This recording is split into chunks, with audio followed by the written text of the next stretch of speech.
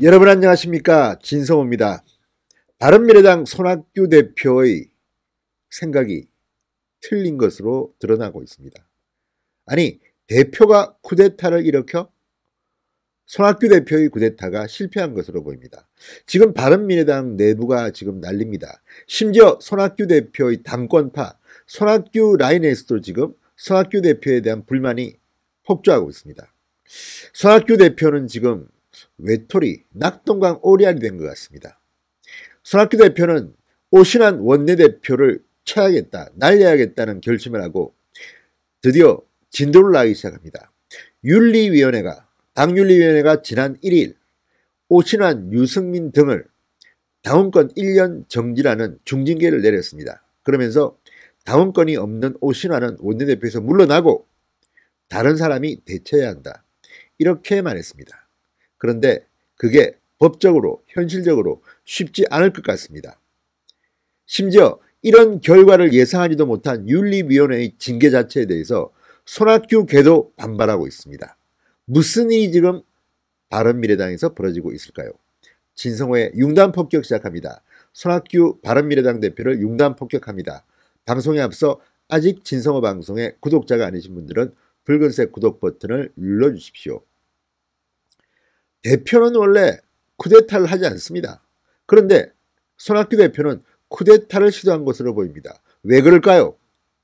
실제로 대표는 손학규지만 더 많은 몫은 비당권파에 있기 때문입니다. 지금 변혁이라는 게 생겼습니다. 변화와 혁신을 위한 비상행동. 변혁은 유승민, 안철수계가 만든 모임입니다. 신당을 창당했다고 지금 선언한 상태입니다. 이게 무슨 모양입니까? 콩가루 정당 아닙니까? 정당은 있는데 그 정당에 소속된 다수의 의원들이 새로운 정당을 만들겠다고 합니다. 이게 지금 바른미래당의 실체입니다. 그러니까 당연히 징계를 하는 것은 제가 봐도 논리적으로는 틀린 게 아닙니다. 그렇지만 대안이 없습니다. 지금 손학규 대표는 민주당에 동조하고 있습니다. 민주당이 추진하는 패스트트랙 법안들을 통과시키기 위해서 노력하고 있습니다. 그러기 위해서는 오신환 원내대표를 바꿔야 합니다. 오신환 원내대표는 공수처법 등에 대해서 반대하는 입장입니다. 그래서 오신환을 다른 사람으로 교체하려다 보니까 이런 악수를 둔 게 아닌가 싶은데 법적으로 큰 문제가 터졌습니다. 자, 어제 국회에서 열린 당 최고위원회 의회의 이야기가 나왔습니다. 당권파, 그러니까 손학규계 의원들조차도 윤리위원회에서 이 오신환, 유승민 등을 징계한 것에 대해서 불만의 목소리가 나왔습니다. 비판의 목소리가 나왔습니다. 김관영 최고위원, 이번 윤리위원회 결정이 더 큰 분열을 일으키고 일부 의원들이 탈당한 후 당 재건의 걸림돌이 될까 걱정된다. 변혁에 참여하지 않고 있는 전체 의원들의 중지를 모을 매우 심각한 국면이다, 이렇게 비판했습니다. 임재훈 사무총장, 전부 다 이 사람들은 손학규의 신복이라고 할까요? 같은 편인데도 이렇게 반발하고 있습니다. 임재훈 사무총장, 윤리위원회가 당의 여러 상황을 고려해 결정해야 했음에도 일방적으로 결정해 굉장히 유감이다. 최입의 정책위 의장, 앞으로 윤리위 결정이 집행될 수 있을지에 대해 의구심마저 든다, 이렇게 말했습니다. 왜 이 당권파 손학규계가 이렇게 반발하고 있는 걸까요? 현실적으로 윤리위원회 징계가 효력을 발휘한다 하더라도 당장 새 원내대표를 뽑기가 어렵기 때문입니다. 자, 당헌 당규에 따라 원내대표 고리 시 원내수석 부대표가 권한대행이 됩니다. 그런데 현재 수석 원내 부대표는 이동섭 의원입니다. 그런데 이 이동섭 의원도 변혁, 유승민, 안철수계가 만들고 있는 신당 추진파에 속해 있습니다. 그리고 이 이동섭 의원도 조만간 징계를 받을 예정입니다. 그러니까 오신환을 징계하고 이동섭으로 바꿔도 또 이동섭을 징계해야 됩니다. 또 이동섭 의원은 자신은 이 오신환 원내대표를 바꾸는데 동의하지 않는다, 나는 하지 않겠다고 지금 버티고 있습니다. 이러니 뭐가 되겠습니까? 게다가 원내대표는 좀 다릅니다. 국회의원들끼리 뽑는 사람이 원내대표입니다. 지난번에 오신환 원내대표가 비당권파임에도 당권파를 이겼습니다. 그런데 이 국회의원직을 가진 사람들이 뽑은 사람을 선출직입니다. 원내대표는. 함부로 원외인인 손학규와 바꾼다? 쉽지 않습니다.